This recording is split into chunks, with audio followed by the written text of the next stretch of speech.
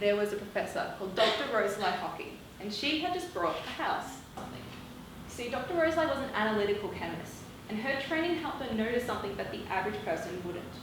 What she saw was this, these weird fibres embedded in the walls of her new home. As you have probably guessed correctly, this was asbestos. And the reason why it was in the walls of her new home was because as a building material, asbestos was gold, even though it's a carcinogen.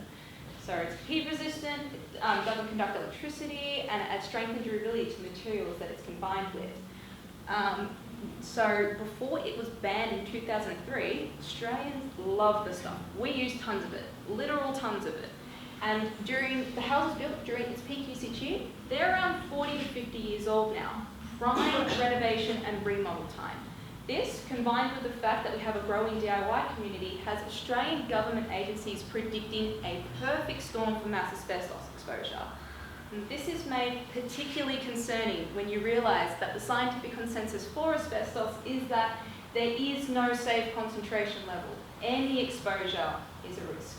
So, we have a bit of a problem here. How are we going to help thousands of people be able to identify when they are at risk of exposure?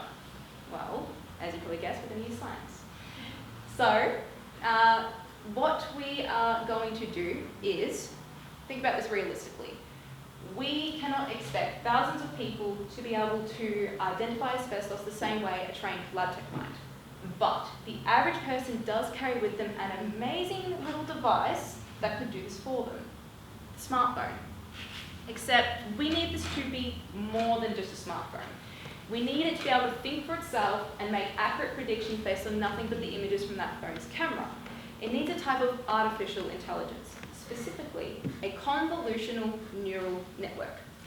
Now, this AI is it processes information in a similar fashion that the human brain would, hence the neural network part. And it is particularly good when the only information sources are images.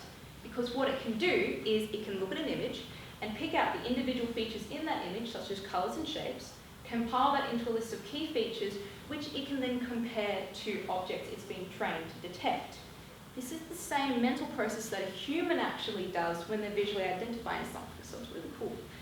Now, to get into the gist of how this actually is going to work, we can look at the 3 most common types of asbestos used in Australia. Now, due to their chemical structures, they look very different from each other. And as such, they have a list of identifiable features that we can use to identify them. So what we can do is we can take a trained neural network and present it with an image, and it will begin abstracting the features from that image and comparing it to the features that it's been trained to detect. Now, important to note here, the AI can only label something that it has been trained to detect. So we not only have to teach it what asbestos looks like, but also what it doesn't. We're doing this because what we want it to be able to do is recognise that even though this image shares some similarities to the top 3 images, it is in fact not asbestos. That's organic fibres, FYI. Now, another important fact is that the types of images that AI is going to be presented with is going to change vastly depending on the type of phone camera or the lighting that the image is taken at, etc. So the variety and volume of the training images used to teach the AI is key, because to an untrained eye, this image looks nothing like the top 3 images.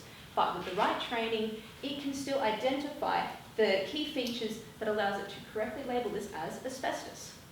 What we hope to achieve with this new technology is to allow the average person to be informed and aware of when they are at risk of exposure, giving them the opportunity to remove themselves from harm using nothing but their phone and some helpful AI. Thank you for your time.